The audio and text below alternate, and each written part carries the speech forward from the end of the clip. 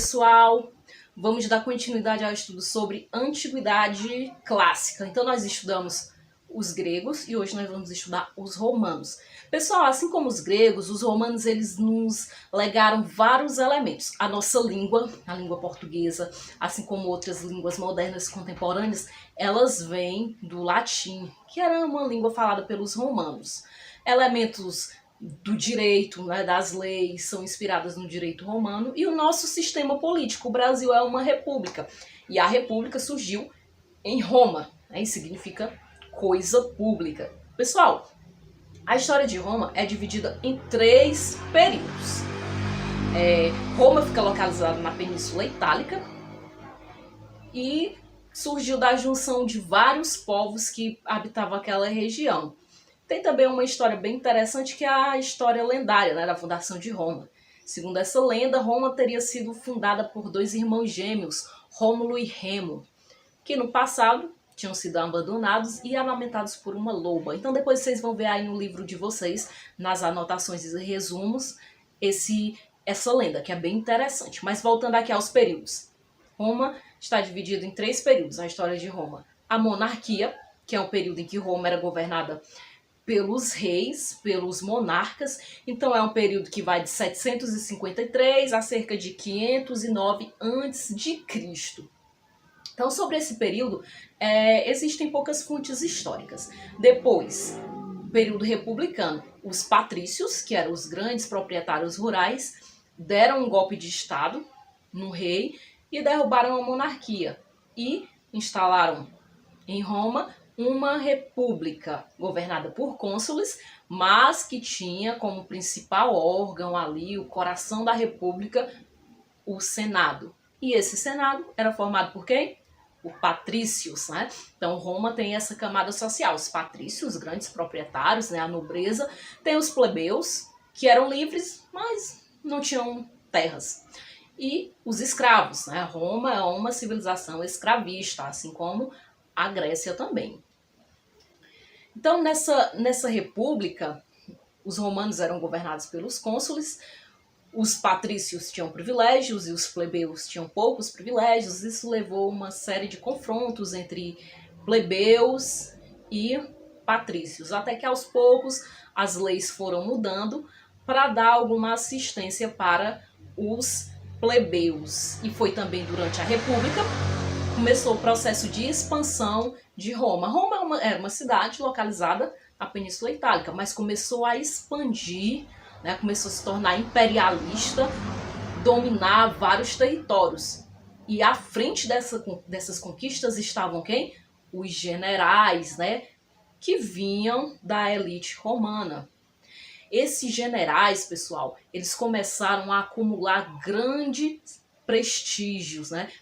Principalmente entre os soldados, já que eram eles que pagavam os soldados, né? Então, esse poder acumulado por esses generais acabou colocando em xeque o poder do Senado, o poder da República.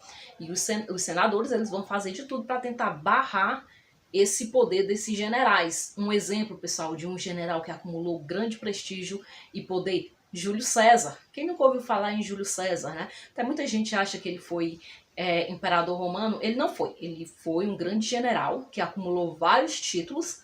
Talvez teria se tornado imperador, mas antes disso ele foi assassinado pelos senadores. E entre seus assassinos estava o seu protegido, Brutus. Dizem, né, que ele falou: até tu, Brutus. Daí gerou a expressão, quando você se decepciona muito com alguém, você diz, né, até tu, por conta dessa expressão romana. Então, esses generais, como eu falei, acumularam grande poder. Júlio César acabou sendo assassinado, gerou grande comoção, porque ele era muito popular entre os plebeus. E o Senado, né, para controlar um pouco a fúria do povo, acabou criando o título de César. É por isso que no período imperial, pessoal, quando Roma vai ser governada pelos imperadores, eles são chamados de Césares. César passou a ser um título, né, um título do imperador.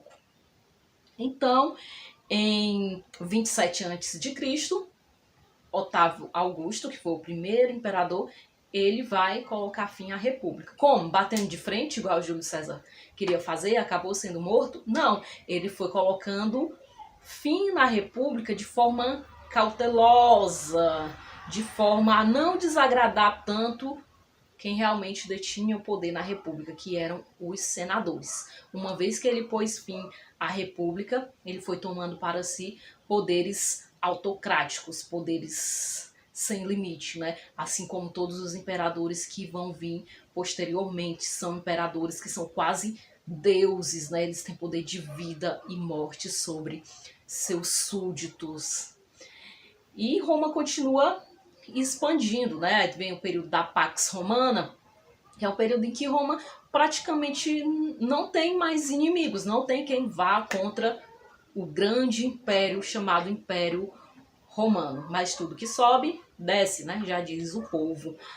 Então, por volta do século V, século IV, né? Já depois de Cristo, Roma passa por um período de crise, né, gerada pela questão da escravidão, a expansão vai diminuir, o número de escravos vai diminuir, vai faltar mão de obra.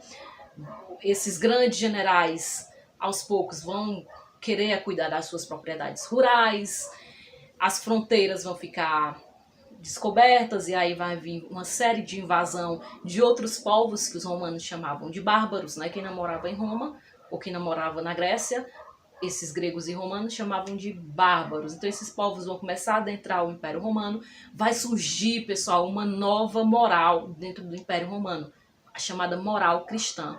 Lembrando que Cristo, né, Jesus Cristo, ele nasceu em uma província romana, na Palestina, e logo após sua morte, esses ideais, essas ideias religiosas, essa nova filosofia cristã, ela vai se espalhando por dentro do Império Romano, também vai ser um dos responsáveis pela sua queda. Então Roma não consegue durar, ela até dura muito tempo, né? Mas chega um momento que fica insustentável, o Império Romano vai acabar caindo. Isso a parte ocidental, porque a parte oriental ainda vai durar anos e anos, mas isso é assunto para uma próxima aula.